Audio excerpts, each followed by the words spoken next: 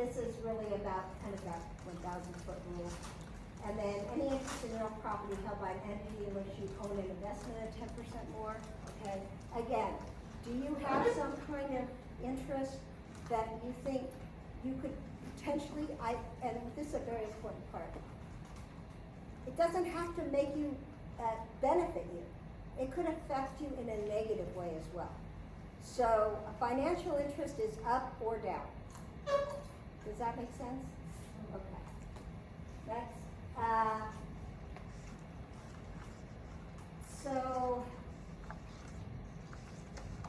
So we just had a situation last week where someone was making like, I don't know, $20 a month being paid for some service by somebody coming to the neighborhood council asking for a neighborhood purpose grant. Well, when we added up the whole thing, in the 12-month period, it didn't equal $500.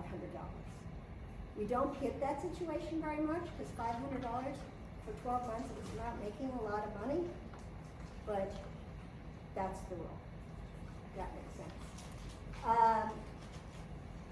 Please, it's $590 or more in the 12 months to a matter coming before the neighborhood council board. So in other words, let's say someone gives you, which I don't even know, would be, they give you a Laker ticket, and it's valued at, I don't know, let's say $100, which I don't think is possible. But let's say you were invited to 3 Laker games and in a 12-month period, and they were valued at $100 a piece. That's under the $590 limit. So, and then let's say the Lakers come before you, or that person who gave you those tickets comes before your board and wants something. Technically, you will not have to recuse yourself. But please still reach out to us. If you learn nothing more out of this, run it by us. Financial effect. So, it's either explicitly involved, like the economic interest is the subject of the neighborhood council's decision, or, and here's an example. Kaylin owns a specialty canine store. She applies for a variance for her store. I know some neighborhood councils in their land use committees, and they do vote on variances for property. The neighborhood council, on which she is a board member, is asked to provide its input on whether the variance should be granted. So it's her variance. And she has to, and this is one of those things where people can ask for variances, and just because you're a neighborhood council board member doesn't mean that you don't get the rights of any other person who might be able to get a variance. I hope you know what that means. So, in other words, you're entitled to almost all the rights that any person would be entitled to. The issue here is, when I say person, I mean stakeholder. But the issue here is whether or not you should vote on it. Okay? So they ask, should the variance be granted? So, not exclusively, the economic interest will be affected by the decision, okay? So, in other words, what we're saying is that the variance on her will be explicitly involved because it's her business and the board will be voting on her variance. Now, does that mean the board can't vote? There will be situations where if there is an economic interest, the board can't vote on it at all, okay? A variance is one of those areas where there is an exception. But what they're saying is she should not be voting on it. Does that make sense? And I don't know if I haven't read this yet, but sometimes your conflict isn't going to only be if you own the property. It could also be that it might affect your property, like a view or something like that. But what I will tell you, if you're a renter and you're a month-to-month renter, And I'm not, I mean, this is what the law says. You don't have a financial impact, even if you live within 1,000 feet. If you are a lease, you have a lease, and you have a leasehold interest, you are deemed to have a financial interest. Okay? Why is that? I don't know. It says it in the code. Gifts, okay, same thing. It's the same thing I did, that the friend is developing a downtown high-rise. Okay, and this is supposed to be tricky. So in October of 2019, Donald, the developer, gave Nick a $150 ticket to the Lakers. In March 2020, Donald gave Nick a framed picture valued at $370. And in April of 2020, the Neighborhood Council Board will review Donald's downtown high-rise project. Okay, so we've got October 19 to April 2020. Does providing the gifts in separate calendar years eliminate any concern for Nick in participating in the board's decision? So we're going from 2019 to 2020. Who thinks that Nick participated in the decision? He cannot participate because we went from 2019 to 2020. Does anyone think? That Nick's ticket to the Lakers game is $220. So the total is $590. Well, once upon a time that was probably, Yes, let's yes. just assume it reaches $590. Okay, we need to fix this.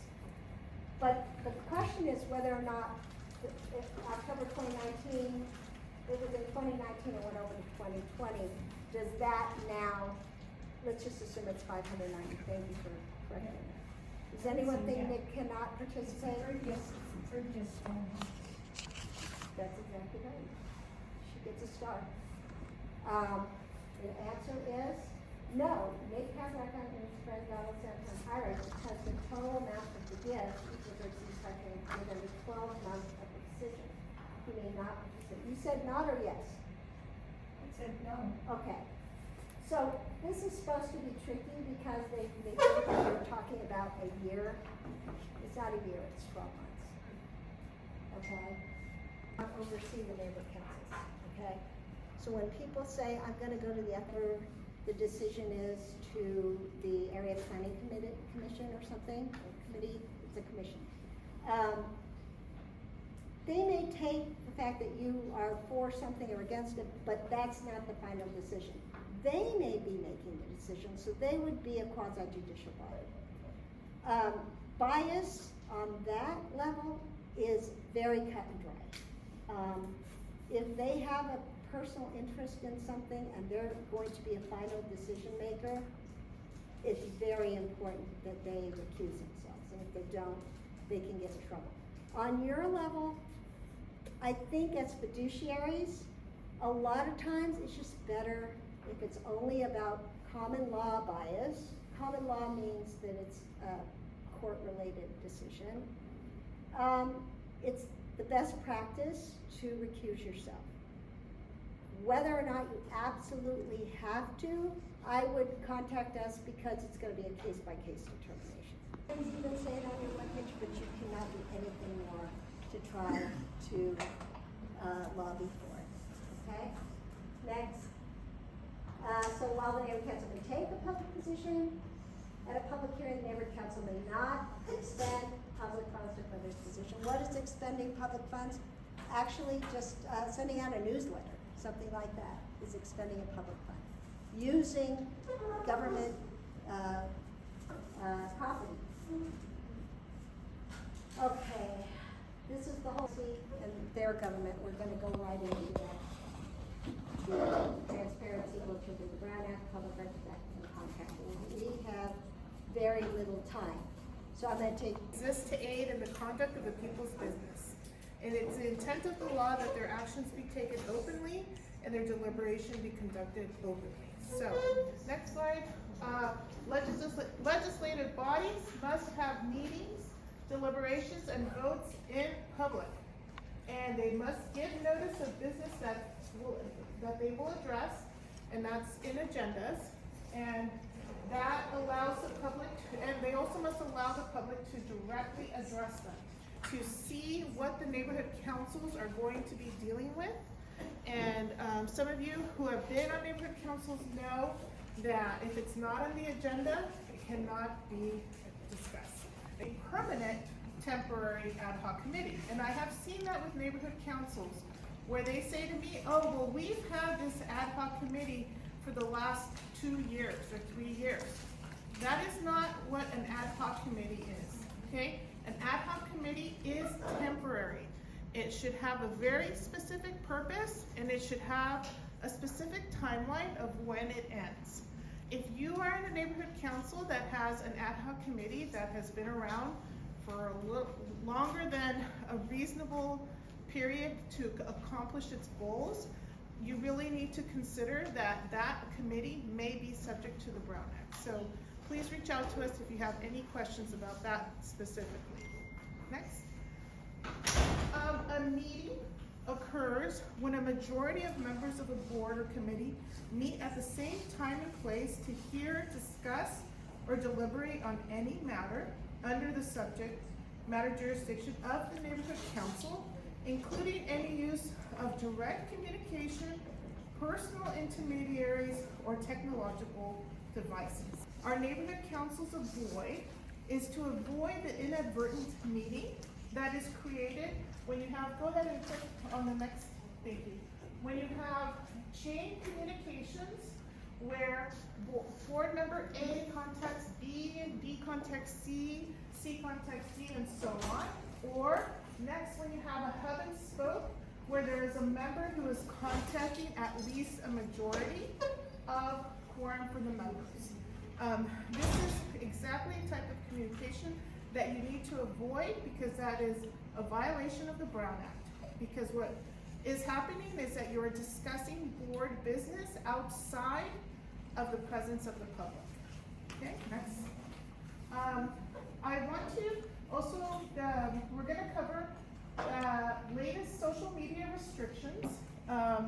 You cannot respond directly regarding a matter that is within the jurisdiction of the body, which is within a matter that's within the jurisdiction of the neighborhood council, when it is posted or shared by any other member of the body. So for example, if you have a neighborhood council member who posts on their social media something about a neighborhood council agenda matter, I strongly advise you against posting on that member's social media account a comment, because what happens is that you're engaging in a communication that would fall under the Brown Act as a violation. And that prohibition applies even if it's only you responding to one member and not to a majority of the members.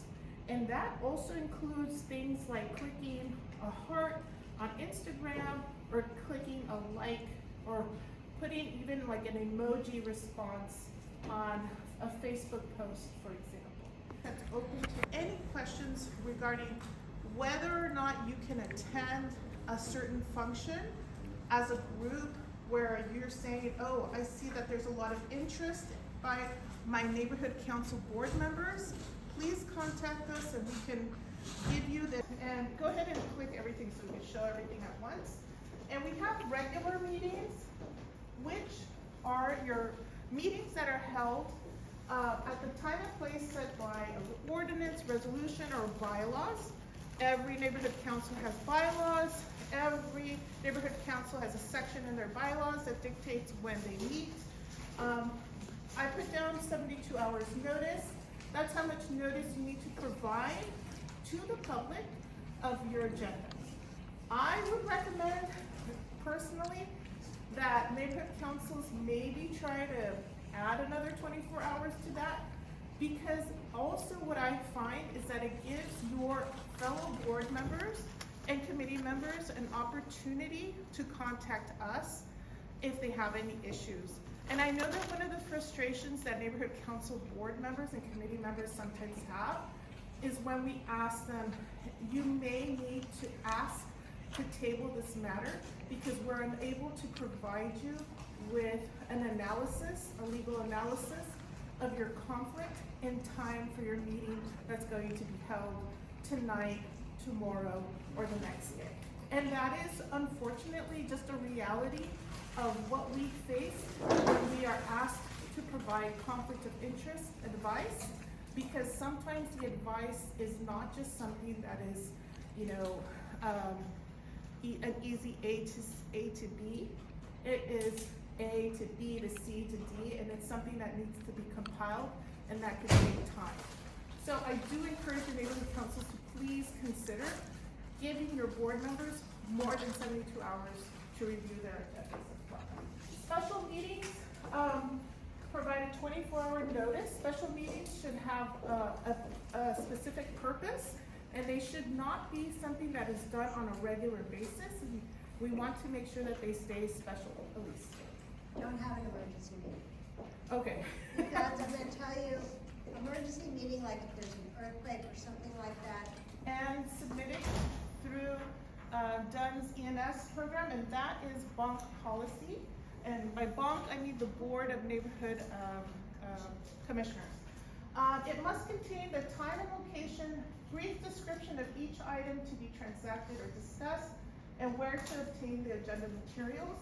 I will say that applies, of course, for a special meeting as well. Let's see.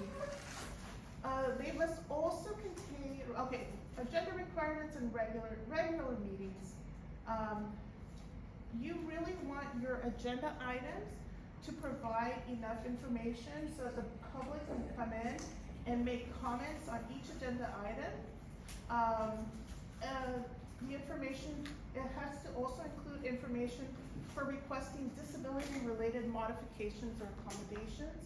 And I think there's standard city lobbying language that are included in every agenda. Of course, with special meetings, it's different in that it's only 24-hour notice, and that notice needs to be delivered to members of the body and the news media. And by that is really just the posting that Dunn puts on their system. Not required if not, general public comment not required if not listed on the agenda. I think that's only for a special meeting. That's only for special But meetings. Right. what we would recommend is it never hurts to allow public comment, so even if it's a special meeting,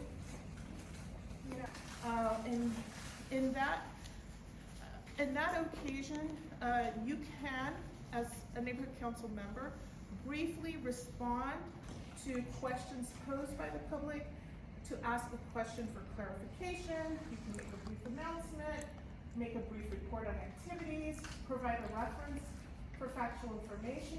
You can request, here it says staff, but you may be able to request that your committee report back in a subsequent meeting, or you may take action or direct, committee members or other, or the president or the secretary to place the matter on a future agenda.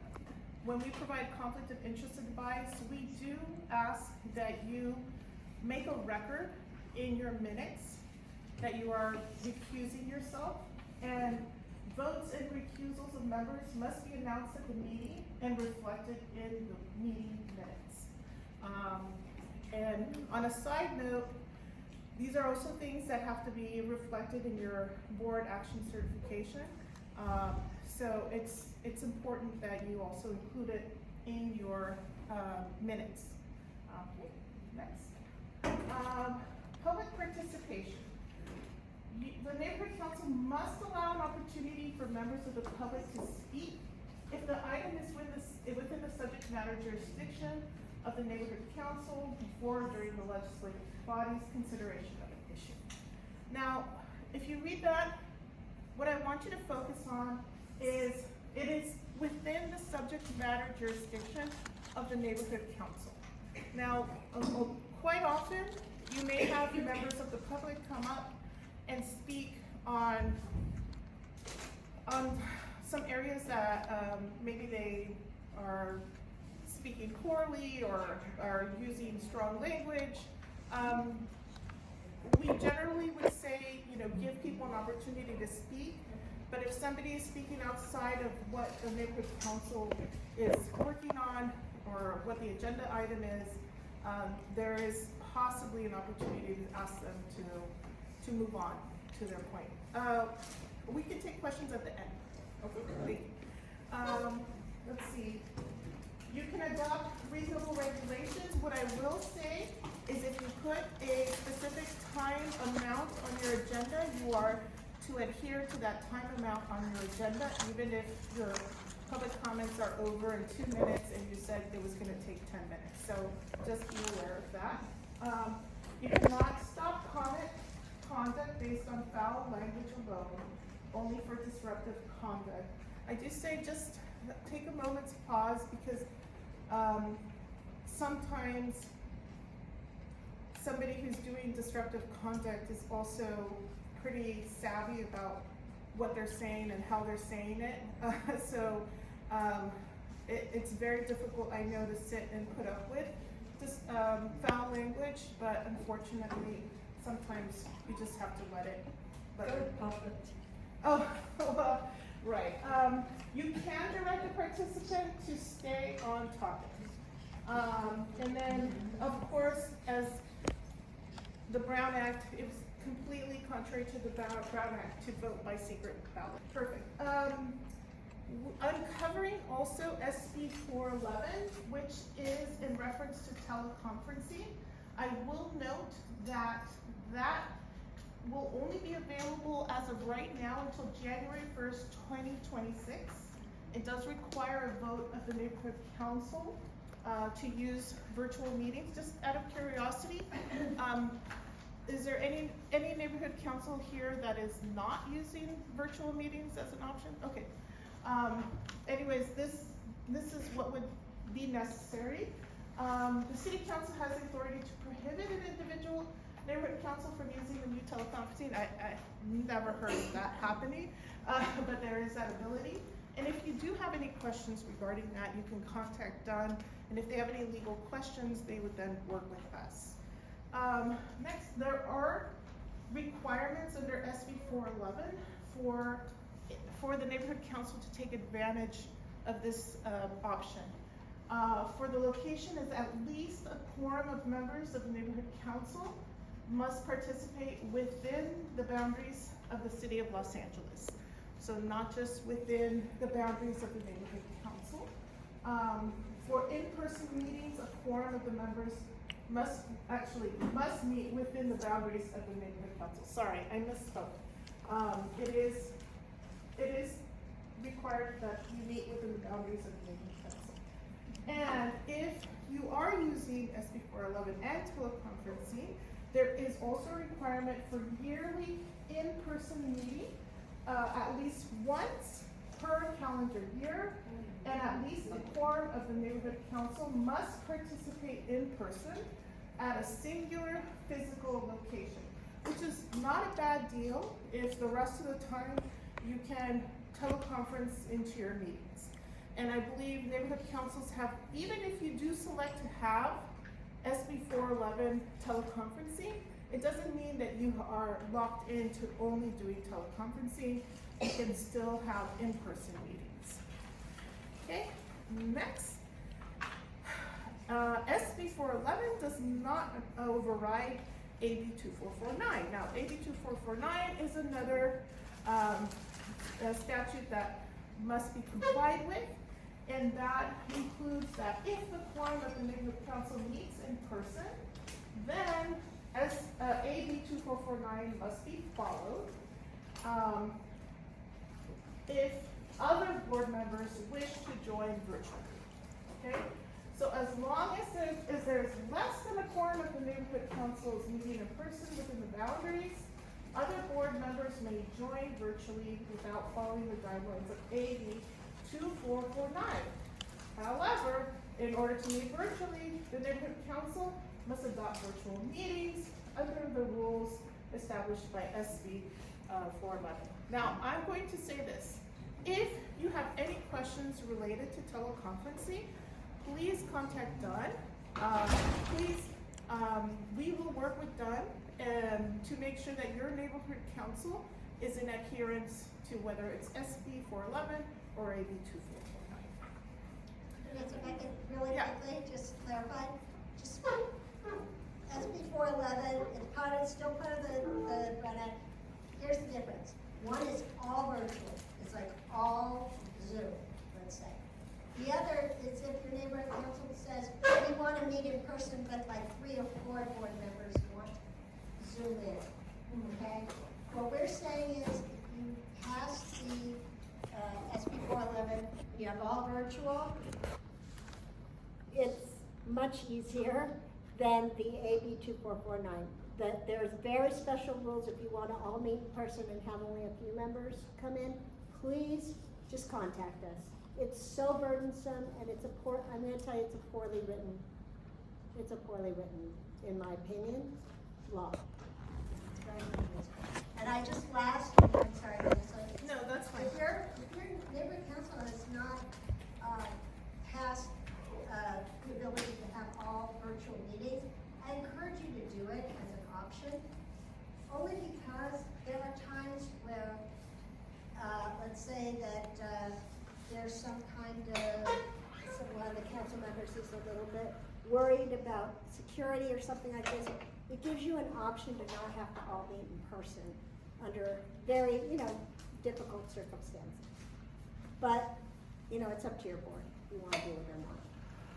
So anyway, bottom line is, anything short of an all virtual meeting, just please contact us, because the other option is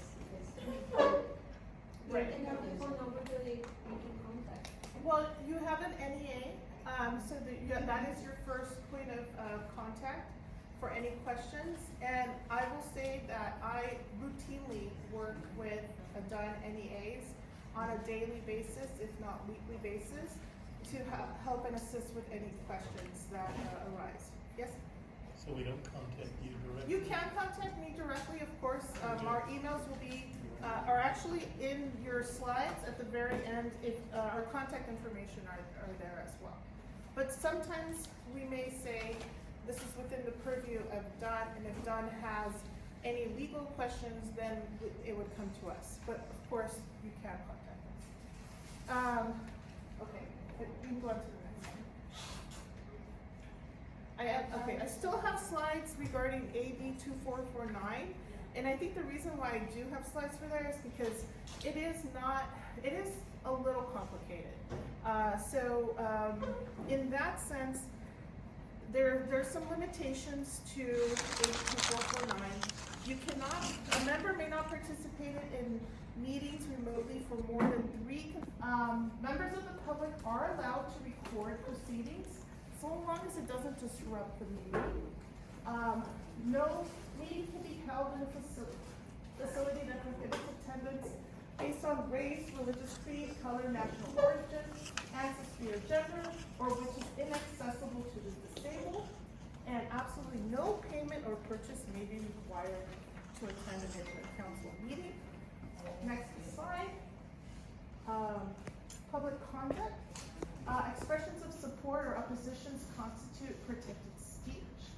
A body cannot prohibit public criticism of policies, procedures, programs, or services. Recess a meeting if somebody is willfully interrupting the proceedings. And if the room is clear, members of the media must be allowed to continue to attend the meeting unless part of the disturbance. This doesn't generally apply to neighborhood councils, but we left it in there for Question. now. Yes? Recessing the meeting because there's a disruption, can that be done by the president by himself, or does it require an action of the board? You know what, I think that is something that I would encourage the neighborhood councils to work with your NEA to get standing rules on how to recess your meetings. But generally speaking, I would say if your neighborhood council follows Robert's Rules of Order or other rules of procedure, then you would want to follow those rules of procedure for how to recess a meeting. So you don't know?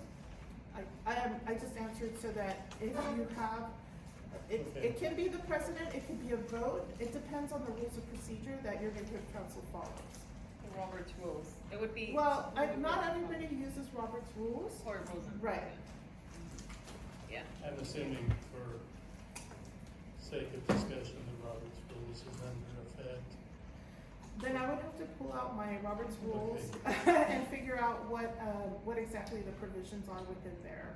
That would allow for recess. I think generally. See, because that is what all these ethics rules are about. Here we have meeting records.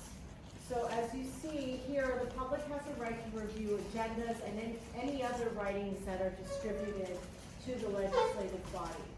So oftentimes on an agenda, there might be documents that the board is going to review regarding a development or some kind of event that's coming up.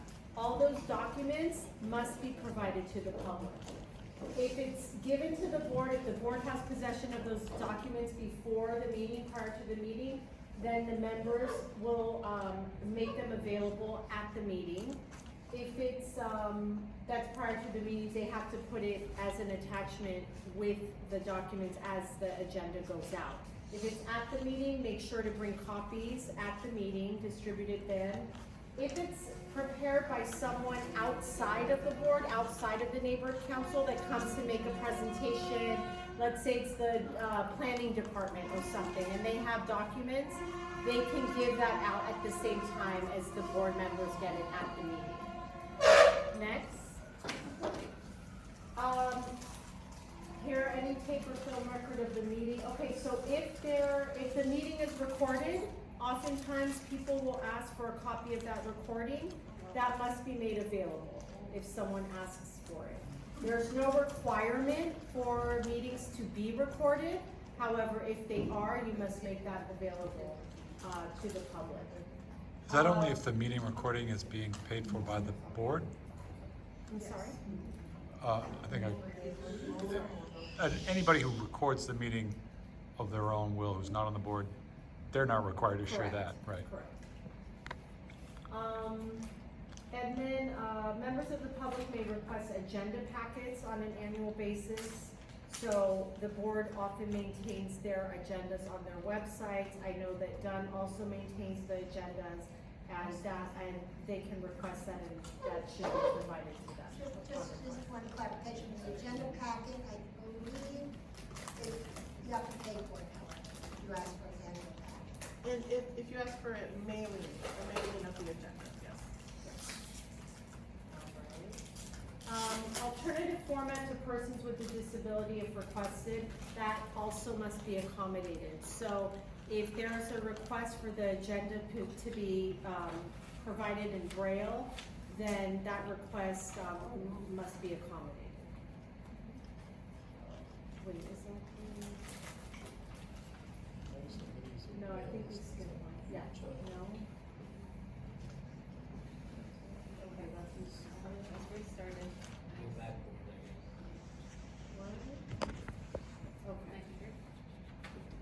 Okay, so if there is a Brown Act violation, which happens, initially there will be a request to cure it.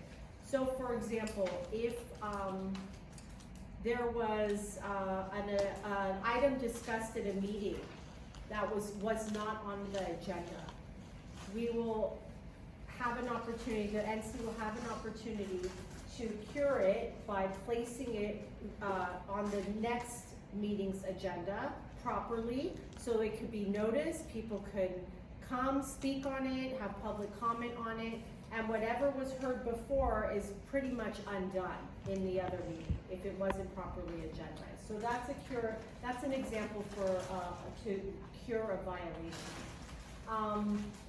Here we have also, there could be civil action that can be filed if it's not cured. So you want to make sure that you do it as quickly as possible. Future Brown Act violations, cease and desist demand might be required. Again, there's 30 days to comply. Once again, civil action can be filed if it's not.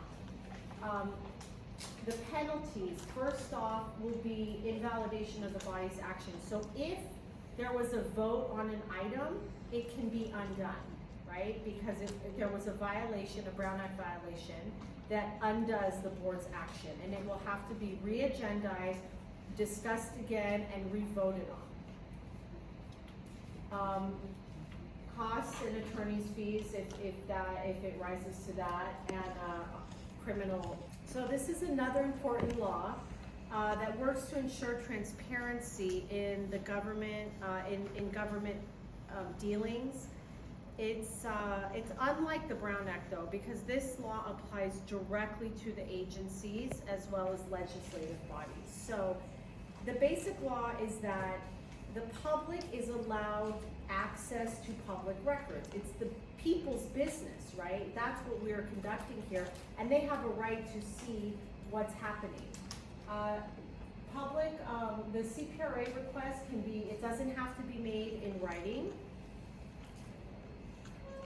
Sorry, next slide, thank you. So it includes any writings, that are prepared, owned, used, or retained by any state or local agency, and it could be any type of writing. But you don't have to create the document. So let's say, for example, there's a conversation that was had, but it was never reduced to a writing. That's not part of a public records request, a valid one. However, next slide. Anyone can request it. The request does not have to be in writing. And so what's tricky is at times you might be in a meeting and someone might blurt out, well, I want to see, all the notes that you shared on that development, all the emails that went back and forth between the board members. The request was made verbally, it doesn't have to be in writing, and the board would have to comply with that. If you could just back up real quick.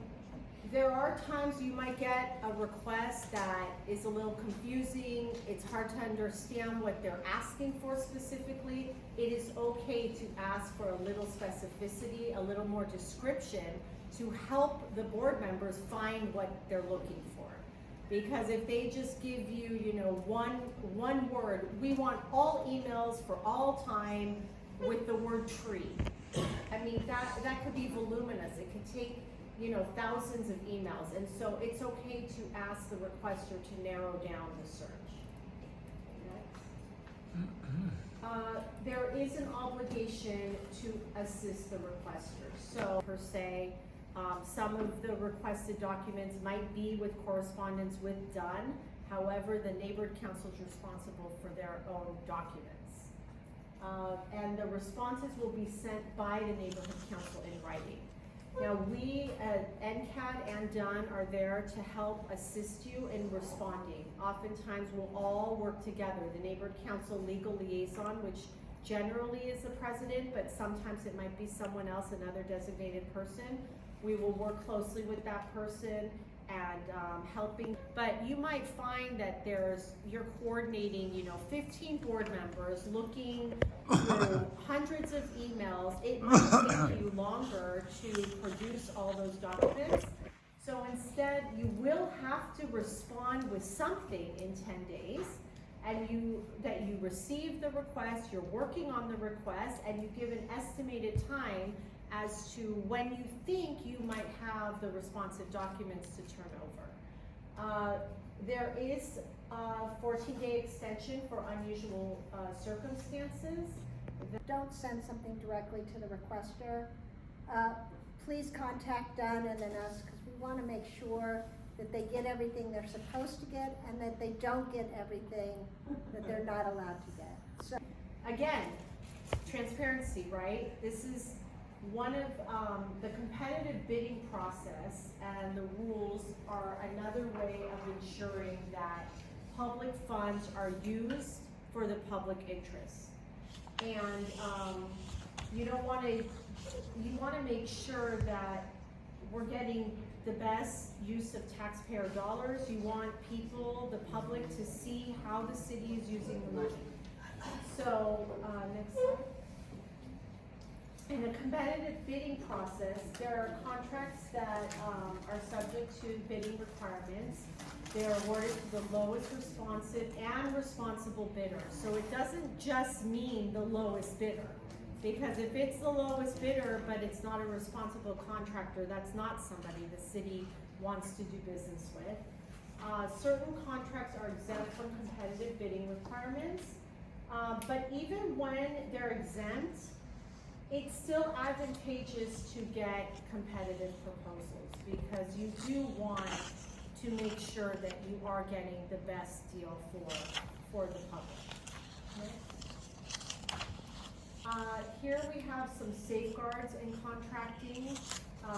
Over $5,000 must be in writing. It's actually now Oh, that's right. That's right. Yeah. Inflation. Certain contracts, I believe it's over 20,000 must be, for the neighborhood councils, must be authorized by, council. And Elise mentioned that, I'm sorry, bonk, that's right. Elise mentioned it earlier, the city clerk's office is the, department that contracts on behalf of the neighborhood councils. And we are